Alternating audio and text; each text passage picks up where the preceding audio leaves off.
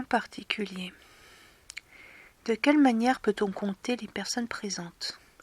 Donc là, on est sur la partie loi du Kaddish qui demande un minyan. Et en fait, ça m'a fait penser à un exemple que j'ai vu. Et du coup, je vais recoller les morceaux. Le texte dit, donc du coup dans ce livre, lorsqu'on désire compter les personnes présentes dans l'assemblée, afin de vérifier s'il y a bien 10 personnes minyanes dans la synagogue, il faut prendre garde à ne pas compter les gens en utilisant des chiffres. Nos sages enseignent en effet dans le traité Yoma 22b qu'il est interdit de compter le peuple juif même pour une mitzvah. C'est pourquoi donc on fait référence à la faute de David quand il a recensé le peuple. C'est pourquoi, même si on les compte en utilisant des lettres, cela reste interdit.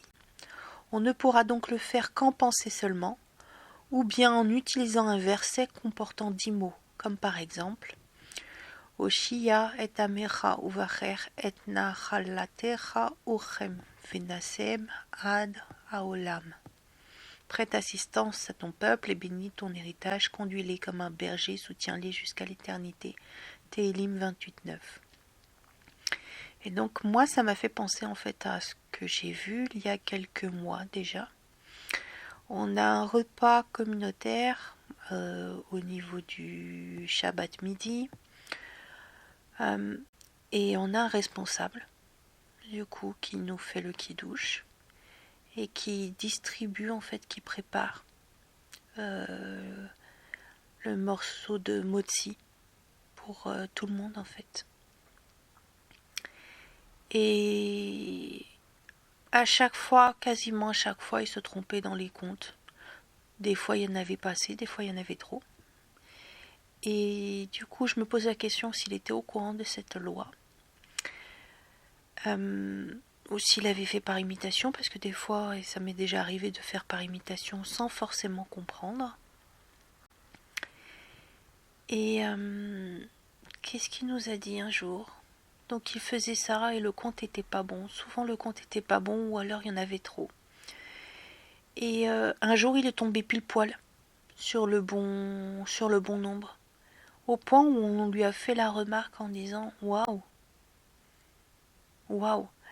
Et là il a dit j'ai visualisé en fait quand j'ai préparé les morceaux de motzi, donc au moment du hamotzi les rem, minares du coup, j'ai visualisé chaque personne au moment où je découpais les morceaux. Et du coup, ça reprend finalement cette règle que l'on ne peut pas compter les personnes. Quand on visualise en fait, quand on compte en pensée, quand on visualise les gens, quand on utilise un verset et qu'on visualise du coup les gens, c'est-à-dire qu'à chaque mot, on met une personne différente. Voilà, c'est de la visualisation, mais on n'a pas compté, hein, effectivement. On ne saurait pas dire combien de personnes il y a, en fait, tout simplement. Mais pourtant, on les a comptabilisées d'une façon ou d'une autre. Donc voilà. C'est intéressant comme règle.